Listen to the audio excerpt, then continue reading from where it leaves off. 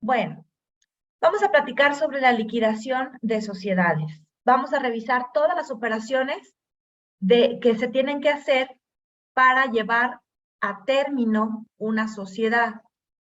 Las sociedades no se pueden suspender actualmente. Se pueden suspender con algunos requisitos, pero no es una suspensión eterna. Vamos a verlo también. ¿Cuáles son los requisitos para la suspensión? ¿Cuánto dura? ¿Cuánto tiempo se puede prorrogar? Permítanme un segundo. ¿Cuánto tiempo se puede prorrogar? Vamos a ver entonces primero la opción de suspensión.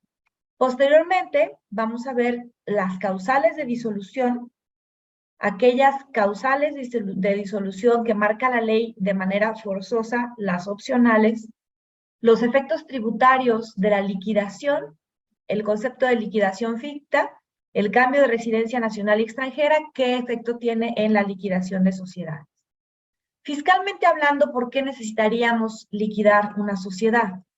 Una persona moral se asemeja en su vida a una persona física. Vamos a hacer esta analogía, claro, con las medidas pertinentes.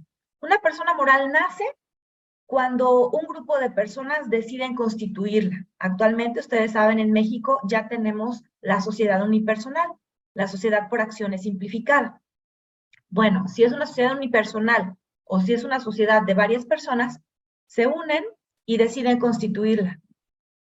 Su nacimiento es el acta de constitución, la escritura pública, la escritura constitutiva, ese viene siendo el nacimiento de la sociedad. Intermitencia con su red, no logramos visualizar su imagen. Listo, creo que ya se responde. Ok. Bueno, entonces, el nacimiento de una persona moral se da con la constitución de la misma, pero para poder dar su acta de defunción, es decir, para que la sociedad muera, no puede dejar de existir de la noche a la mañana. No es que se junten los socios y digan, ya, hasta aquí llega la sociedad. ¿Por qué? Porque durante su vida la sociedad tejió redes con terceros y esas redes, primero, antes de que la sociedad se extinga, esas redes se tienen que terminar, se tienen que finalizar. Por lo tanto, una persona moral no puede dejar de existir de la noche a la mañana, porque se tienen que terminar esas redes que tejió con sus trabajadores, con sus proveedores, con los clientes, con el SAT, con el Seguro Social, con las demás instituciones de gobierno. Entonces, para que una persona moral pueda morir, debe de cursar un proceso de liquidación. El proceso de liquidación finalmente es cortar estas redes con los terceros que tejió durante su vida. Anteriormente, se permitía presentar aviso de suspensión de actividades para efectos fiscales. Este aviso de suspensión de actividades se eliminó en el año 2009. De hecho, no se eliminó en el Código Fiscal de la Federación. No es una disposición expresa del Código Fiscal de la Federación. Es una disposición del reglamento. El reglamento de 2009 que fue modificado del anterior, y ahora en el que tenemos actual de 2014, se eliminó la posibilidad de que las personas morales presentaran aviso de suspensión de actividades. Y lo único es que solamente quitaron el nombre de persona moral al momento de señalar cuándo se presentaba el aviso de suspensión de actividades, dejándolo nada más para las personas físicas. Es decir, no hay una disposición expresa donde se prohíba que la persona moral presente aviso de suspensión de actividades. Simplemente no está reglamentado en el código que la persona moral pueda presentar un aviso de suspensión de actividades. Y al no estar reglamentado en el reglamento del código, no había la posibilidad de presentar este aviso. Estoy hablando de 2009. ¿Por qué hicieron esto? La autoridad fiscal, ¿qué fue lo que hizo? Bueno, simplemente cuando puso la modificación en el artículo 30 del reglamento, señaló Los avisos de suspensión y reanudación de actividades se presentarán en los siguientes supuestos. Y en el supuesto de suspensión, señaló cuando el contribuyente, persona física, interrumpa todas sus actividades. Y al no mencionar a la persona moral, pues no se está permitiendo que el contribuyente, persona moral, suspenda sus actividades ante el SAT. Esto es en 2009 y el mismo texto está en 2014. Sin embargo, la PRODECON, la Procuraduría de la Defensa del Contribuyente, publicó una recomendación sistemática en 2013 en donde sugiere al SAT que le permita a las personas morales el aviso de suspensión de actividades. Fíjense, de 2009 a 2014. Finalmente, el 16 de octubre de 2014, el SAT atiende la recomendación y permite que las personas morales presenten el aviso de suspensión, pero pone bastantes restricciones. Entonces, actualmente, ¿es posible que una persona moral suspenda sus actividades? Sí, pero con algunas restricciones. Y el fundamento legal que permite que una persona moral suspenda las actividades está en miscelánea. Desde 2014 a 2022 se ha publicado una regla, la actual es la 2.5.10, que permite que una persona moral suspenda actividades. Es muy lógico que la autoridad haya prohibido o no haya permitido la suspensión de actividades de personas morales porque se utilizaba para desaparecer personas morales. Imagínense ahorita que está pues la cacería en contra de los CEFOs, de las empresas que facturan operaciones simuladas, que tienden a desaparecer de la noche a la mañana. Si se les permite a las personas morales suspender actividades como se permitía antes de 2009, pues todavía se le da más apertura a la facilidad a que estas personas morales desaparezcan. Va unido a este combate contra las empresas fantasma la prohibición o la imposibilidad de que una persona moral suspenda actividades. Sin embargo, se reconoce que hay personas morales que sí necesitan suspender actividades y que en algún momento pretenden recuperar esas actividades. Esa es la clave. ¿Cuándo me conviene suspender actividades y cuándo me conviene liquidar? Si tú como persona moral vas a hacer una pausa por el motivo que sea, por pandemia, por cuestiones económicas, por cuestiones personales, por cuestiones de diferencias entre los socios, si se va a hacer una pausa en las actividades que realiza la persona moral, pero se pretende retomar en un futuro la actividad de la persona moral, no hay que liquidar, hay que suspender. Pero si yo como persona moral, nosotros como persona moral vemos que ya no vamos a recuperar esas actividades, es decir, queremos terminar de verdad esta persona moral, ya la queremos dar muerte a esta persona moral, entonces el camino no es una suspensión, sino una liquidación. Porque la suspensión implica la reanudación de las actividades en un futuro. Vamos a ver primero, entonces, esta parte de suspensión de actividades. Primer requisito, solamente se puede ejercer una vez. Entonces hay que saber cuándo utilizarlo. Solamente se puede ejercer una vez en la vida de la persona moral. Segundo, solamente se puede aplicar cuando la persona moral interrumpa todas, con mayúscula, todas, las actividades económicas que dan lugar a la presentación de declaraciones periódicas de pago por sí mismo o por cuenta de terceros. Y aquí les pongo un ejemplo. Vamos a suponer que somos una persona moral y queremos cerrar la cortina. Vamos a detener. Pero, como todavía tenemos mercancía y tenemos un local donde está la mercancía guardada, todavía estamos contratando a un velador y vamos a seguir contratando un velador para que cuide esa mercancía. Ahí la persona moral, aunque ya no tiene actividades de venta ni de compra, no suspendió todas sus actividades, porque continúa con la obligación de presentar declaración periódica de pago por la retención del ISR que le tiene que hacer al velador. Entonces ahí no ha interrumpido todas sus actividades, por lo tanto ahí no podría presentar aviso de suspensión de actividad. Bueno, hasta aquí la parte de suspensión. Espero que haya quedado claro. Vamos a hacer una pausa por si hay alguna duda con el aviso de suspensión, con cuándo aplica la suspensión, cuándo no podemos suspendernos. No sé si hay alguna duda relacionada con la suspensión.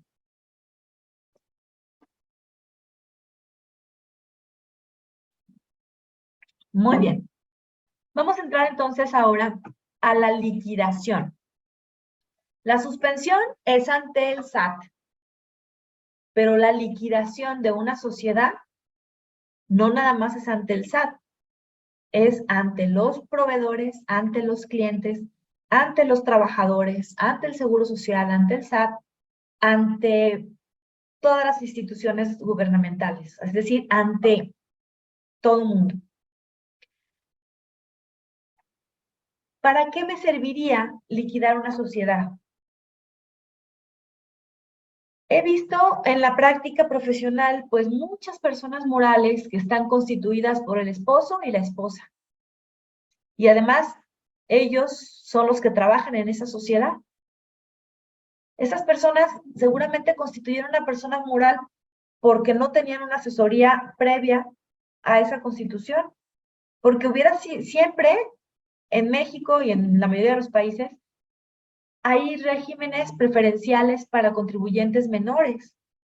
Aquí en México ahorita tenemos el régimen simplificado de confianza para personas físicas y el régimen simplificado de confianza para personas morales, pero bueno, ahí no hay tantos beneficios como en el de personas físicas. Antes tuvimos el régimen de incorporación fiscal, antes tuvimos el régimen de pequeños contribuyentes, antes estaba el régimen simplificado. Es decir, siempre ha habido regímenes para contribuyentes menores y generalmente son mejores o son más benéficos estos regímenes cuando hablamos de personas físicas. Por lo tanto, una persona física tiene mejores beneficios fiscalmente hablando que una persona moral. Simplemente las deducciones personales. La posibilidad de disminuir la base fiscal en la anual. También, pues, este nuevo reciclo para personas físicas con una tasa impositiva muy pequeña. Más agilidad en los procesos. Una persona física no tiene que estar cumpliendo con actas de asamblea, ni con estar presentando al SAT su estructura accionaria. Es decir, la carga administrativa y el costo fiscal de una persona moral es más alto que el de una persona física. Recordemos el principio que nos marca el artículo 31 en su fracción cuarta, que nos dice que las personas físicas, bueno, que debemos de contribuir al gasto público de manera proporcional y equitativa. Proporcional significa de acuerdo con la capacidad de cada una de las personas. Entonces, si yo me meto, yo como persona física, hago una sociedad con mi esposa o mi esposo, estoy perdiendo la posibilidad de tener menores cargas tributarias. Entonces, algo que yo les propongo mucho cuando me toca ver este tipo de sociedades que en realidad no tenían que haber constituido una sociedad, o por lo menos no una sociedad anónima, es liquídense y mejor tributen como persona física. Oye, pero entonces, ¿por qué me tengo que liquidar? Pues mejor la dejamos ahí para toda la eternidad. Bueno, pues si la quieres dejar ahí para toda la eternidad, me tienes que pagar porque yo tengo que estar presentando declaraciones periódicas en cero. Pero de todas maneras es tiempo, no te voy a cobrar como una contabilidad normal, pero sí es tiempo que se tiene que estar invirtiendo en presentar declaraciones periódicas y estar atento a cualquier mensaje de parte de la autoridad. Bueno, entonces, es una opción para que las personas que no deberían de estar como persona moral dejen de estarlo y se vayan a persona física. O también, pues, para cuando ya se rompen las relaciones de una persona moral, bueno, pues que no se quede por ahí vivo. Muchas personas físicas no pudieron estar en reciclo, no me van a dejar mentir. Muchas personas físicas no pudieron estar en reciclo ahora porque en algún momento aceptaron formar parte de una persona moral para ayudar a su compadre o a su hermano o a su hijo, a su esposo, y ya por estar ahorita como socio de esa persona moral que nunca ha recibido un peso de dividendo, ya no pudieron ser reciclo. Entonces también es una opción para que se desligue de las personas morales que en realidad no tienen actividad. Bueno, vamos a irlo viendo por pasos. Algo muy importante aquí. Hay dos formas para liquidar una persona moral. Una forma tradicional y una forma acelerada. Primero vámonos con la forma tradicional. La forma acelerada es una novedad del 2018. En la reforma de la Ley General de Sociedades Mercantiles de 2018 se incorporó la posibilidad de que aquellas personas morales que no tuvieran actividades, hay muchísimas personas morales que se constituyen y nunca operan. Bueno, pues para esas existe la posibilidad de que se haga una liquidación ágil. Sin embargo, lamentablemente en la práctica vemos que esta liquidación supuestamente ágil no es tan ágil como debiera ser. De todas maneras, lo vamos a ver después. Ahorita vámonos con la liquidación tradicional, la liquidación normal. ¿Para qué? ¿Para cuáles empresas? Para las empresas que todavía tienen montos en su balance, es decir, que tienen activos, que tienen pasivo y que tienen capital. La otra forma de liquidación es para las empresas que prácticamente su balance ya está en ceros. Para las empresas que tienen montos en su balance, necesariamente tendrá que ser esta liquidación tradicional. Primer paso de la liquidación tradicional. Vamos entonces, chip de liquidación tradicional. Primer paso. Antes de liquidar la sociedad, tenemos que disolverla. ¿Cuál es la diferencia? La disolución de la sociedad no deriva necesariamente en liquidación. Puede haber otras derivaciones. Por ejemplo, para hacer una fusión, para hacer una escisión, también se tiene que disolver la sociedad. Entonces, la disolución de la sociedad no tiene como fin último necesariamente la liquidación. Puede tener otros fines. Pero para liquidar, necesariamente tenemos que disolver. Esta disolución la tenemos que hacer porque nos lo señala la Ley General de Sociedades Mercantiles. Ahora sí, una vez que se disuelve, se va a poner en liquidación la sociedad. La disolución se toma como acuerdo, la disolución de la sociedad es un acuerdo que se toma en la asamblea de socios. Y necesariamente primero se tiene que disolver para luego liquidar, porque no podemos cortar de tajo las relaciones con terceros. Tenemos que pagarle a los proveedores, entregar la mercancía pendiente a nuestros clientes, liquidar a los trabajadores, terminar de pagar el seguro social, etcétera. Todos los pendientes que tenemos los tenemos que terminar. Entonces, primero, antes de liquidar, vamos a disolver. La disolución no extingue de forma inmediata a la sociedad, sino que es la que marca el banderazo para que comience el periodo de liquidación. La disolución es en un momento y la liquidación es un proceso. Esta disolución no implica que la persona moral muera, no. Hasta que se termine el proceso de liquidación es que podrá morir la persona moral. Durante el proceso de liquidación, la persona moral sigue existiendo. Pero en el proceso de liquidación, las actividades que realiza la persona moral ya son distintas de las que realizaba anteriormente, porque ya no puede realizar nuevos contratos. Lo único que tiene que hacer la persona moral durante su liquidación es terminar de vender los activos, pagar los pasivos y distribuir el remanente entre los socios, si es que lo hay. Bien, aquí hay una pregunta. ¿La asamblea de disolución versa únicamente sobre la aprobación de la asamblea de aceptar la disolución? o requiere otro requisito en el orden del día de la asamblea. Sí, esa asamblea, me la vamos a ver ahorita, puede tener algunos otros puntos en el orden del día. ¿Sí? Pueden, por ejemplo, señalar quién va a ser el liquidador, puede autorizar los estados financieros o puede autorizar, o sea, puede tener otros puntos adicionales, ¿sí? Pero sí tiene que tener unos requisitos esta asamblea. Ahorita vamos a ver cuáles requisitos. Bueno, entonces, el hecho de que los accionistas hayan acordado la disolución de la empresa no la hace desaparecer, pero sí modifica las actividades, porque ya la empresa solamente debe concluir las operaciones pendientes. Ya la empresa que está en liquidación no debe de andar haciendo nuevas contrataciones, ni pedir nuevos créditos, por ejemplo. Simplemente termina lo que estaba pendiente. Y con el resto, después de vender el activo, pagar las deudas, el resto servirá para cubrir el haber social de los socios. Lo que habíamos comentado anteriormente de que no toda disolución deriva en liquidación. Para fusionarse o escindirse también hay que llevar el proceso de disolución. Vamos a ver cuáles son las causales de disolución. Primera causal, porque hayamos llegado al término que se fijó en el contrato social.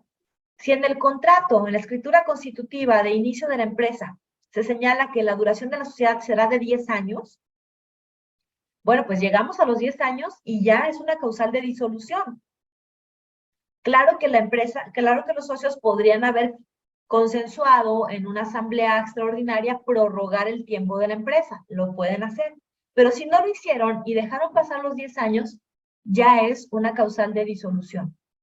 Generalmente, las empresas ponen el término de 99 años.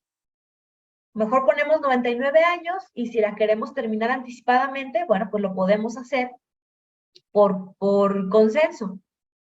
Pero no podemos hacer indefinidas. Actualmente ya los notarios no aceptan que se constituya una sociedad de duración indefinida.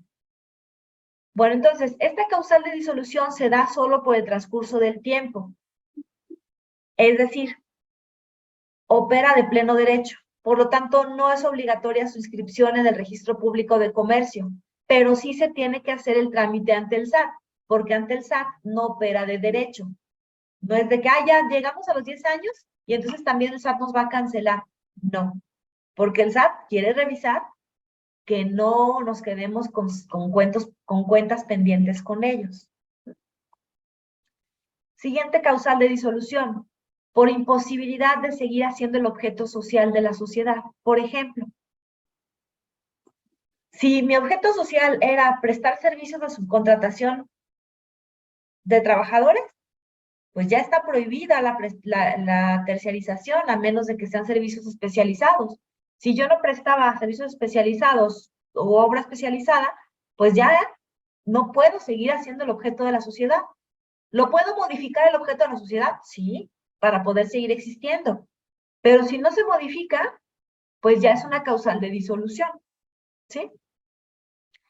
Otra causal de disolución es que el objeto por el que se constituyó la sociedad quede consumado, que se haya alcanzado el objeto por el cual se constituyó esta sociedad.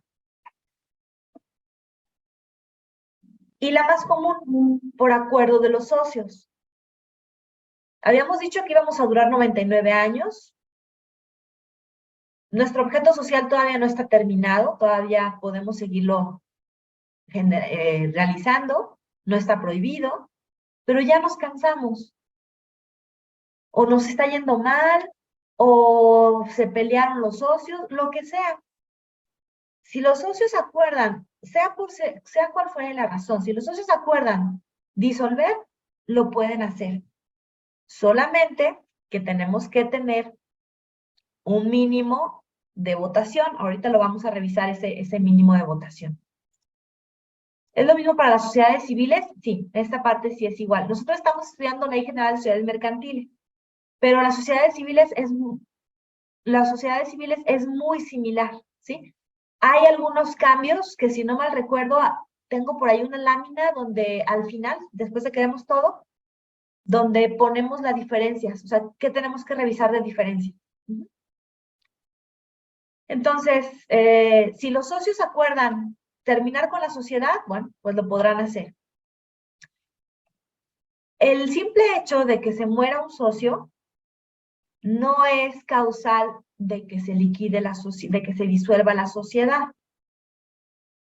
Si es una sociedad de capitales, por ejemplo, si es una sociedad anónima, somos dos socios, Juan y Pedro, se muere Pedro, oye, pues ya me quedé solito yo, Juan, no, porque Pedro tenía acciones de la sociedad y hay herederos de Pedro, aunque Pedro haya muerto intestado, se tiene que seguir un juicio sucesorio intestamentario y se nombrarán los herederos de Pedro. Entonces, la sociedad sigue porque los herederos de Pedro serán ahora los propietarios de las acciones y serán entonces los nuevos accionistas de la sociedad. Pero si es una causal que haya menos accionistas del número mínimo que establece la ley o que se reúna en una sola persona los intereses. Por ejemplo, se murió Juan, bueno, los socios son Juan y Pedro. Se muere Pedro y justo el heredero de Pedro es Juan. Pues ahí sí habría en una sola persona todos los intereses de la sociedad anónima. Entonces, ¿qué puede hacer? Disolver o bien puede transformar la sociedad anónima a una sociedad por acciones simplificada, que es una sociedad unipersonal, si cumple con los requisitos de monto de ingreso, o bien puede vender las acciones para que no recaiga en él solito el carácter de un solo socio, y listo. Ahora, vamos a pensar en una sociedad de personas, como la sociedad civil. En la sociedad civil hay partes sociales, no hay acciones. Y si se muere Juan, Pedro no tiene por qué aceptar al heredero de Juan, porque las partes sociales no son heredables, porque las sociedades civiles son sociedades de personas, no de capital. Juan se asoció con Pedro porque era Pedro, no por los herederos de Pedro. Entonces ahí sí habría causal de disolución. Otra causal de disolución, esta es súper común y como no aplica de pleno derecho, siguen funcionando varias empresas así. ¿De qué se trata? De la pérdida de las 2/3 partes del capital social.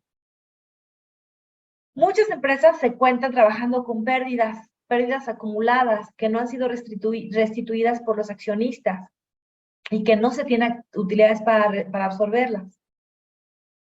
Cuando estas pérdidas superan en 66% al capital social, la empresa ya perdió las 2/3 partes del capital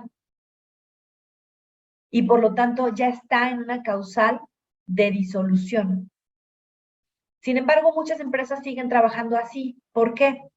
Porque para que esta causal de disolución opere, cualquier proveedor o cualquier interesado puede solicitar la disolución, pero se tiene que tener el interés de alguien, de un tercero, que solicite la disolución. No opera automáticamente. Claro que sí, el documento que estamos utilizando, el documento que estamos mostrando, se los harán llegar. Yo creo que en el transcurso de la sesión, si no es que se los han hecho llegar, seguramente se los harán llegar en el transcurso de la sesión, pero sí, este material es para ustedes. Otra causal, por resolución judicial o administrativa dictada por tribunales. Adelante.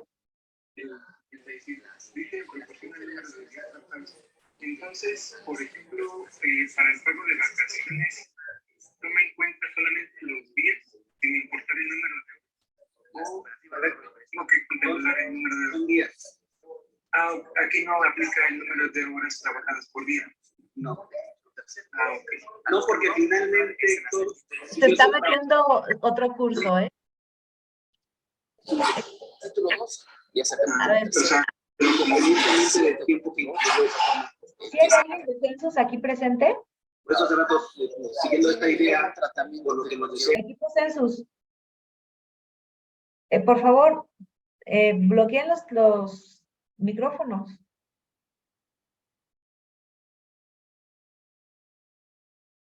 Solamente cuando alguien quiera hacer alguna aportación es bienvenida, pero de entrada los micrófonos deben de estar cerrados, por favor. Y nada más para hacer una aportación, les pedimos que los abran. Y le pido al equipo Census estar muy al pendiente de cerrar los micrófonos cuando se active alguno por accidente, como acaba de ocurrir. Bueno, entonces estamos con resolución judicial o administrativa, que es una novedad también de la reforma que hubo en 2018 de la Ley General de Sociedades Mercantiles, para que con base a resolución de un tercero, es decir, de tribunales competentes, se aplique la disolución. Como puede ser por interés de un proveedor que ubique que ya se perdió el 66% del capital social y esa empresa me debe